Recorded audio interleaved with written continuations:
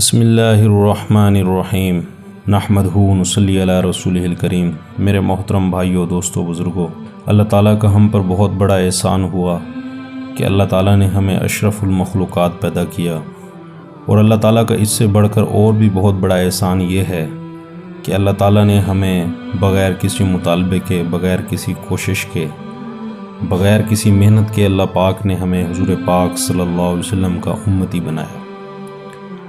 آپ صلی اللہ علیہ وسلم نے ہمیں بہت سی دعائیں ایسی بتائی ہیں جنہیں پڑھنے سے انسان دنیا میں بھی اور آخرت میں بھی بلاؤں سے، مصیبتوں سے، پریشانیوں سے محفوظ رہتا ہے۔ ایک دعا اللہ کے نبی پاک صلی اللہ علیہ وسلم نے بتائی ہے کہ اس دعا کو پڑھنے سے بندے کے بہت سارے دنیاوی مسائل اور اخروی مسائل حل ہو جاتے ہیں۔ یہ دعا ہے، اللہم انی اسألک العفو والعافیہ فی الدنیا والآخرہ۔ اس کے بہت سے فائدے ہیں۔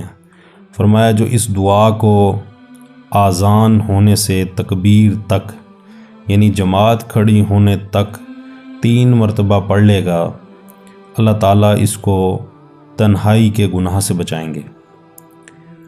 آج ہر بندہ تنہائی کے گناہ میں ملوث ہے۔ تنہائی کے گناہ میں ہر بندہ جو ہے نا پھنسا ہوا ہے۔ یہ اس دعا پڑھنے سے اللہ تعالیٰ اس کو تنہائی کے گناہ سے بچائیں گے۔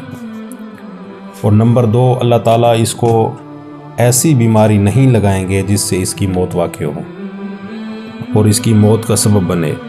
موت کے کئی اسباب ہیں کہ لوگوں کو کوئی بیماری لگ جاتی ہے، شوگر ہو جاتی ہے، کینسر ہو جاتا ہے، ہارٹ اٹیک ہو جاتا ہے، فالج ہو جاتا ہے، اور بھی کئی بیماریاں لگ جاتی ہیں جس کی وجہ سے انسان کی موت واقع ہو جاتی ہے۔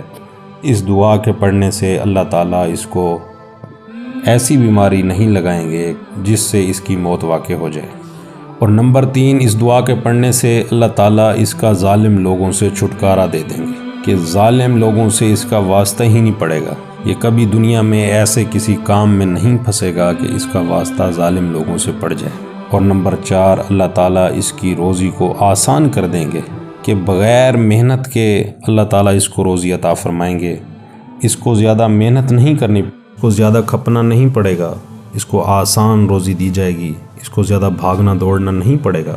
آج ہر بندہ اسی بھاگ دوڑ میں پریشان ہے، اور لوگوں نے اسی بھاگ دوڑ میں اپنے گھر کو چھوڑ دیتے ہیں، بیوی بچوں کو چھوڑ دیتے ہیں، ملک کو چھوڑ دیتے ہیں۔ پورا پاکستان یورپی ممالک میں، عرب ممالک میں اسی محنت اور مزدوری کے چکر میں بھاگ رہا ہے۔ اگر ہم ان دعاؤں کا اہتمام کریں گے تو اللہ تعالیٰ ہمیں آسان روزی عطا فرمائیں گے، مشقت نہیں کرنی پڑے گی۔ تو میرے محترم بھائیو، دوستو، اللہ تعالیٰ نے ایک ترتیب بنائی ہے کہ یہ کر لو گے یہ ملے گا، اور اللہ کے نبی پاک صلی اللہ علیہ وسلم نے اس کو کر کے دکھایا ہے۔ تو ہم اس کو سیکھیں اور کریں، اور اللہ تعالیٰ کے ساتھ یقین کے ساتھ وہ کریں کہ اللہ تعالیٰ ہمیں ضرور عطا فرمائیں گے، اور جو یہ کام کرے گا اللہ تعالیٰ جو ہے نا اس کو نوازے گا۔ تو دعا ہے اللہ تعالیٰ جو ہے نا ہمیں ان دعاؤں کا اہتمام کرنے کی توفیق عطا فرمائے۔